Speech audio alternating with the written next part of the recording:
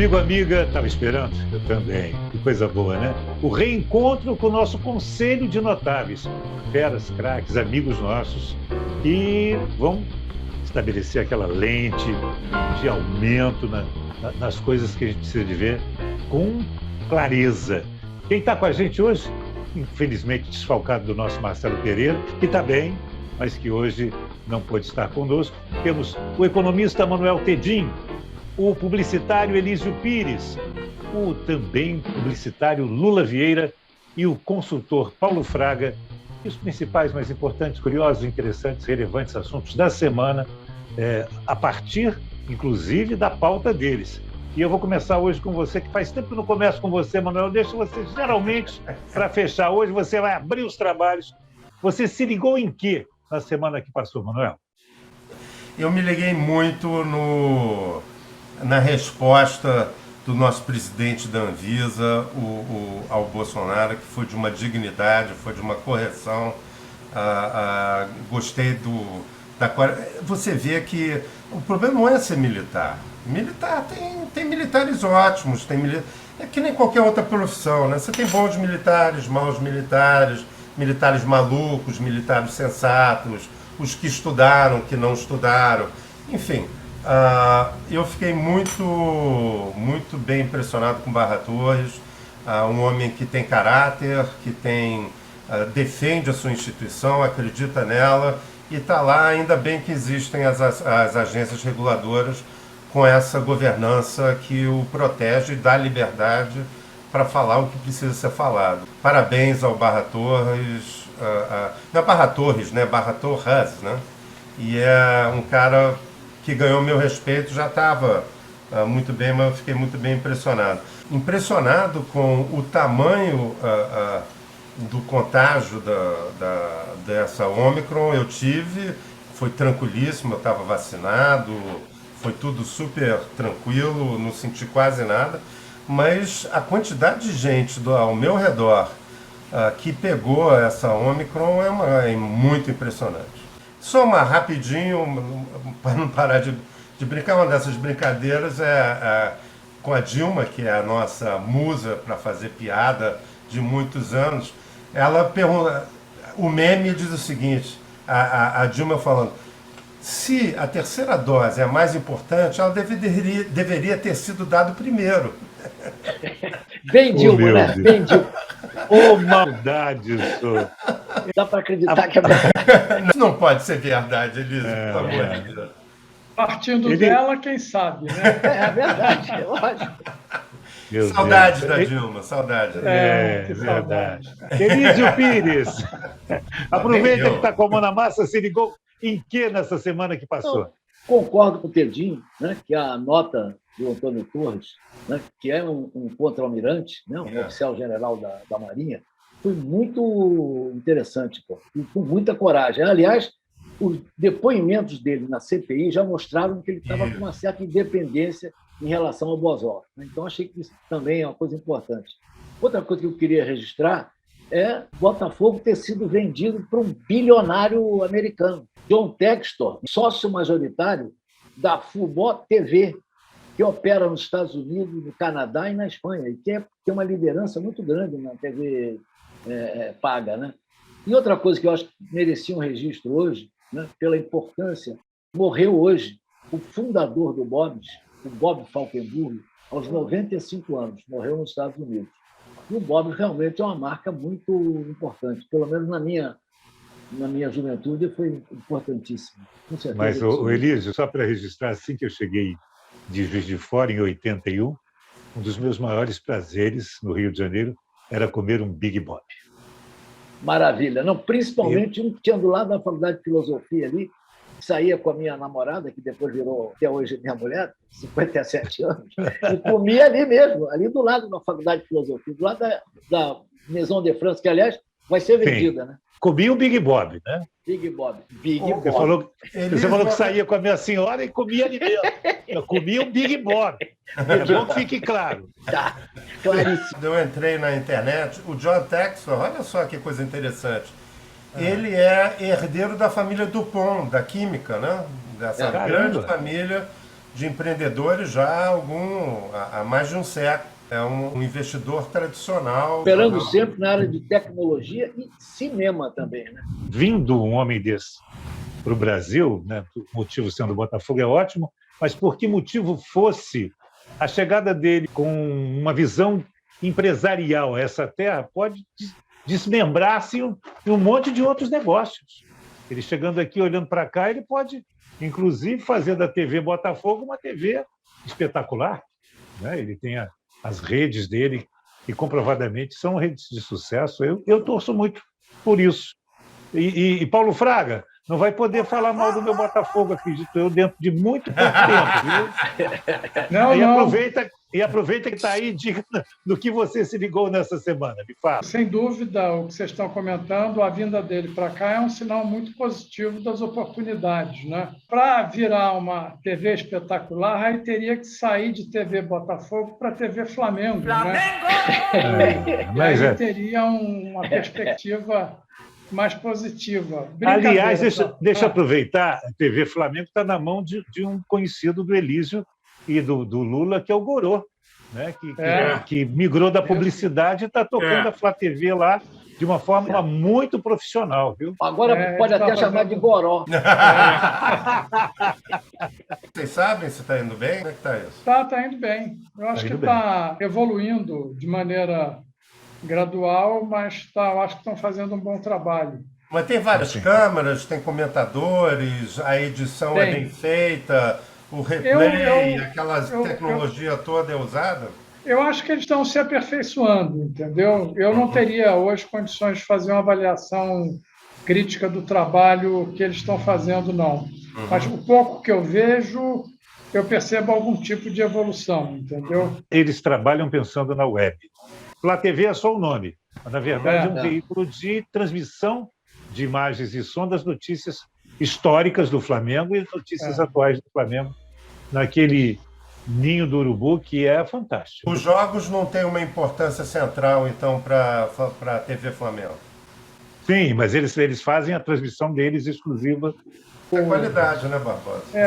Usar essa estratégia como fonte do que o pessoal do Botafogo está comentando a propósito do investidor, do dinheiro novo, né? Como é que você cria produtos e desenvolve metodologias de buscar novas alternativas de receitas para os clubes fora daquelas tradicionais, entre elas a transmissão, né? Que continuará sendo, independentemente por que device, uma das mais importantes de todas, né? Vai ser a principal receita sempre, o Paulo, ou não? Eu acredito que sim, mas eu não sei, eu não tenho o número exato, mas eu acho que lá fora a compra, a assinatura por parte dos sócios dos pacotes de ingressos é um elemento fundamental na composição das receitas dos clubes, entendeu? É meio como se você fosse contar com o estádio cheio permanentemente, entendeu? Porque os ingressos estão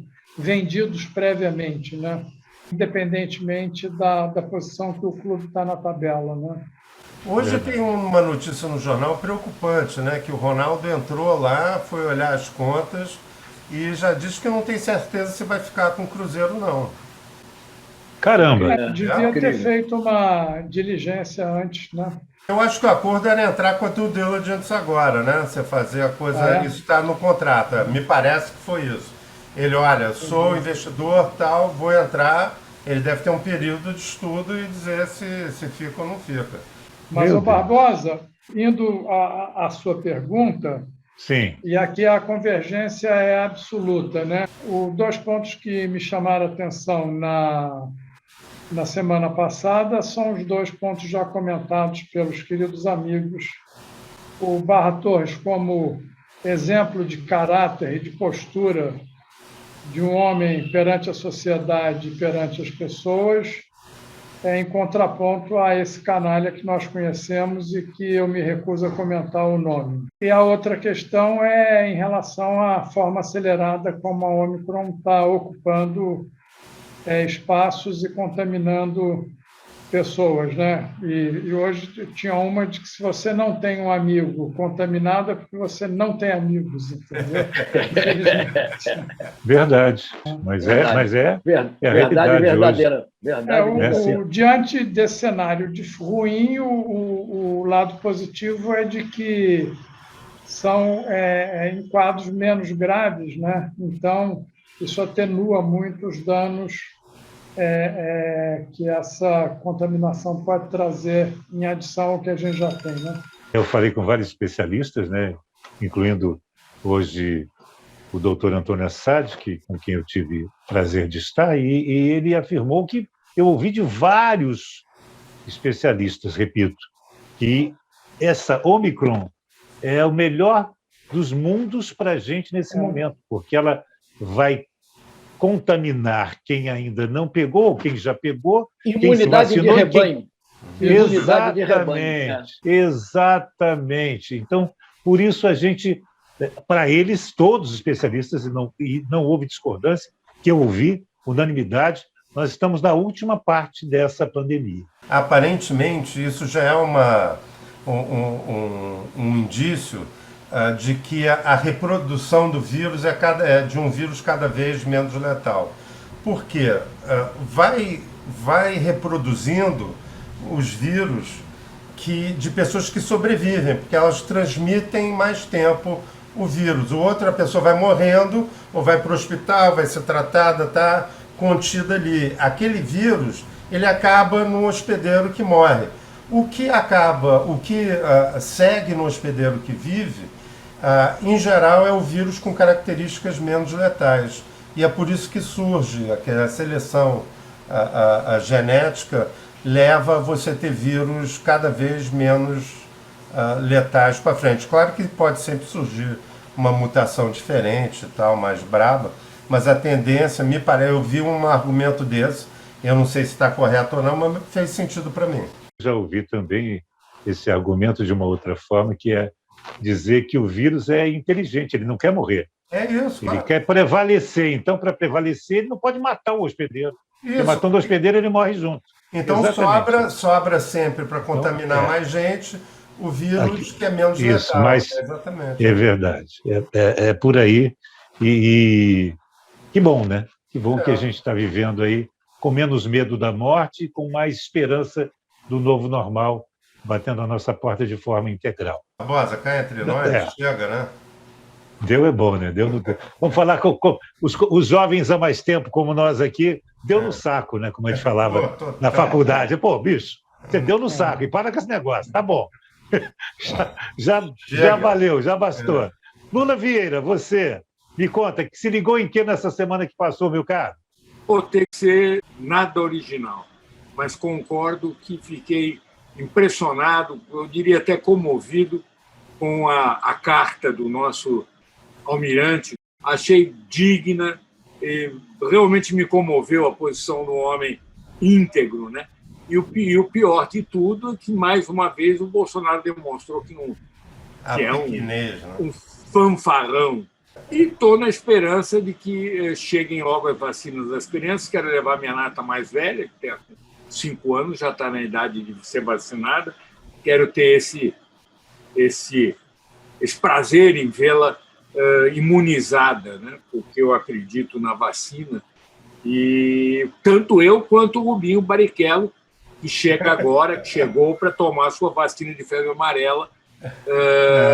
Maldade. Meu Deus. Ai. Mas... Bom mesmo é a namorada dele, a namorada do Rubinho Barrichello. Tá bom. Coleguinha, né? Coleguinha. É verdade. Então é isso. Eu gostaria de ter sido mais original, mas realmente o que marcou foi essa disputa, essa discussão entre os dois, onde a gente vê a dignidade, a serenidade, inclusive até o bom texto contra essa bagunça mental que é o nosso presidente. E, mais uma vez, estou muito preocupado em alertar as pessoas que o Lula não já ganhou, não. Quer dizer, o Bolsonaro não é carta fora do baralho.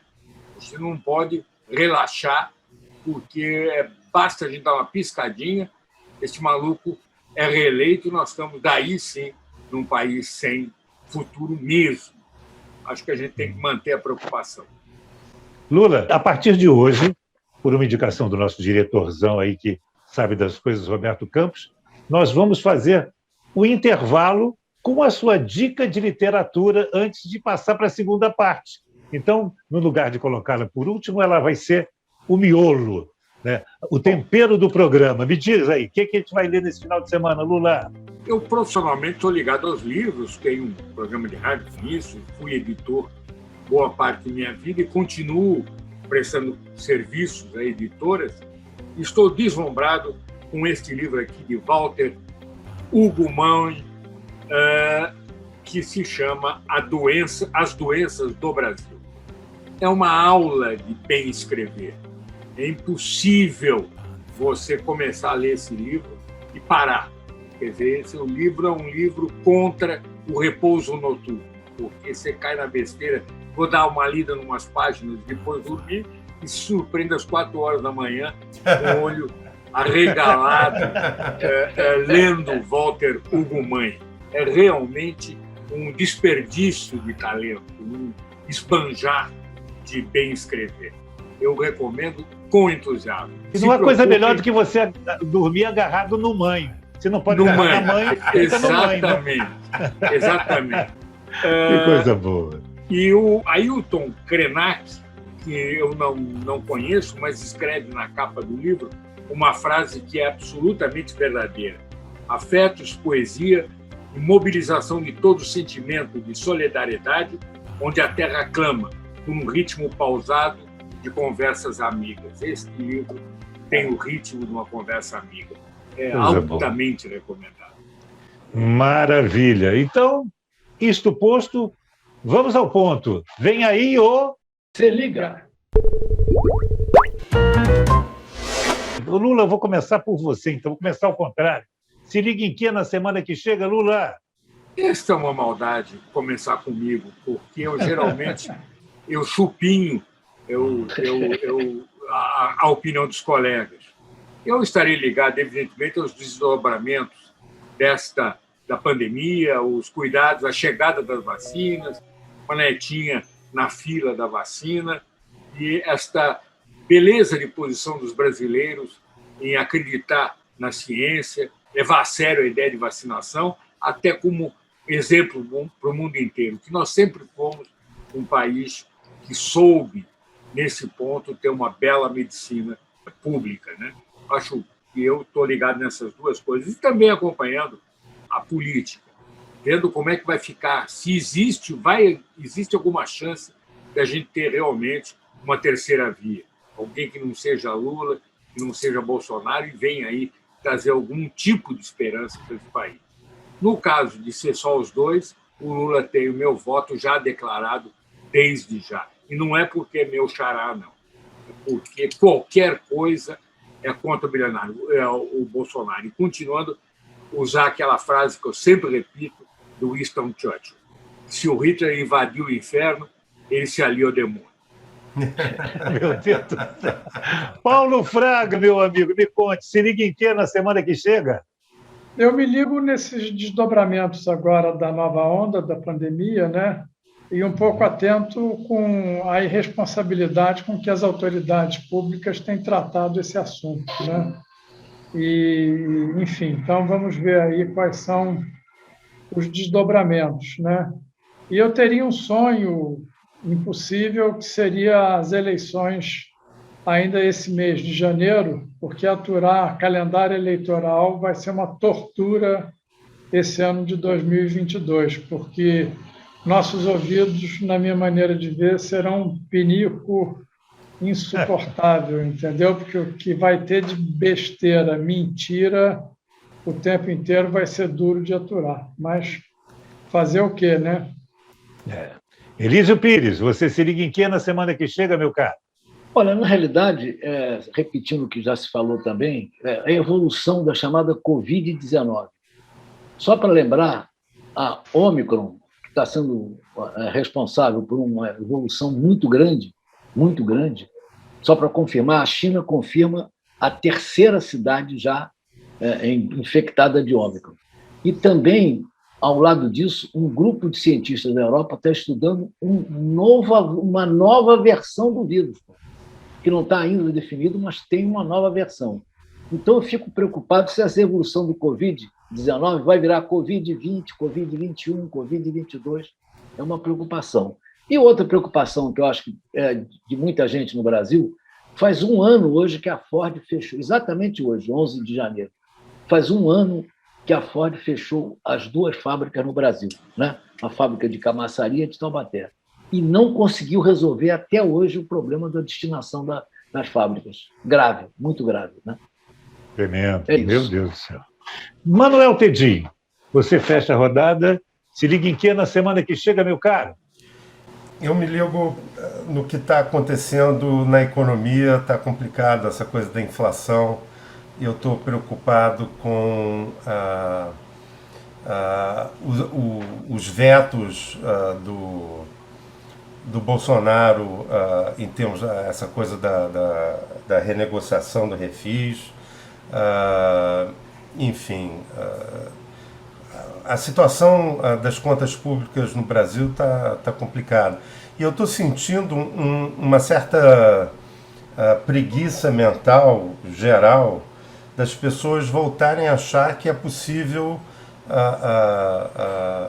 fazer o país crescer no longo prazo e melhorar sem cuidar das contas públicas. O que eu estou recebendo de pessoas que, em geral, não são do ramo, porque meus amigos economistas são de linhas mais ou menos parecidas com as minhas. Mas eu estou recebendo muita coisa de outras pessoas que não são do ramo, achando com declaração de coisas à la manteiga, né? Não, negócio que o governo tem que investir em desenvolvimento, fazer política industrial. Eles falam de outra maneira, né? Não pode aumentar a taxa de juros e apertar as contas, porque como é que a gente vai crescer sem a participação do governo? Eles esquecem que o governo brasileiro gasta muito mal, põe dinheiro onde não tinha que estar, ele é regressivo, ele ajuda rico a ficar mais rico e pobre ficar mais pobre. Então, tem milhões de coisas para fazer para liberar dinheiro para investimento público em infraestrutura, em saúde, em educação, em habitação popular, esse tipo de coisa, sem aumentar o déficit público. Agora, ninguém quer abrir mão dos seus privilégios, da sua sinecura, né? Das coisas da sua renda que é feita em cima do pobre, na verdade. Quer dizer, o rico, o não pobre, paga imposto, o rico paga muito menos do que deveria pagar, a classe média empregada paga muito, é caro o sistema, e acaba sobrando para quem? Para o pobre, com inflação, com falta de política pública direcionada a eles. Eu estou preocupadíssimo com isso, as pessoas às vezes param de falar nesse assunto, mas eu tive esses últimos dias, eu recebi vários posts de zap nesse sentido que me preocupa. A outra coisa que me preocupa, que também surgiu numa discussão, mas aí entre acadêmicos e tal, que eu acho que é absolutamente relevante, qual o modelo de desenvolvimento da Amazônia. Isso continua na pauta, ele sai um pouquinho da pauta da TV e tal, mas está na pauta, é fundamental. E que modelo é esse? Certamente não é o modelo de destruir a floresta, como o Bolsonaro gosta, não é o modelo de botar gado no lugar da floresta, mas também não é essa coisa totalmente ingênua de achar que políticas extrativistas sozinhas, extrativistas reguladas e controladas e tal, é suficiente. Todas essas sugestões de fazer uma nova economia do bioma amazônico, tudo isso é bacana, açaí, castanhas, tudo isso é importante, é bacana, tem que fazer, mas não é suficiente para cuidar dos Tedinho, não é economia, é economia. Economia, boa, gostei. É meio, né? É meio Haribo, assim, mas é legal, gostei. E essa coisa é importante, eu acho que não tem que deixar de fazer nada disso. Só que não é suficiente para dar conta do desenvolvimento de 20 milhões de pessoas que estão e moram lá e vivem lá e precisam de alternativas para se desenvolver. E eu não tenho a solução mágica, mas não é essa coisa simples da economia, né? Que você está falando. Muito bom. É mais complexo do que isso. Semana que vem a gente continua essa conversa com esse Conselho de Notáveis. Time completo semana que vem. Hoje, Marcelo Pereira não pôde estar conosco, mas ele está bem. Estava só pegado lá nas coisas que tinha para entregar de trabalhos. Isso é muito bom. Quando amigos estão trabalhando, a gente está muito feliz. Meu caro Manuel Tedim, meu caro Elísio Pires, meu caro Paulo Fraga, meu caro Lula Vieira, nossos caríssimos amigos comentaristas, nossos parceiros aí de entender melhor o Brasil, voltam na semana que vem. Sim, não se esqueça de se inscrever no nosso programa, dar seu like, dizer que gostou, ou dislike, como falam os meninos aí, dizer que não gostou, sugestões, críticas. A gente adora a sua participação aqui. Semana que vem a gente volta. Até lá!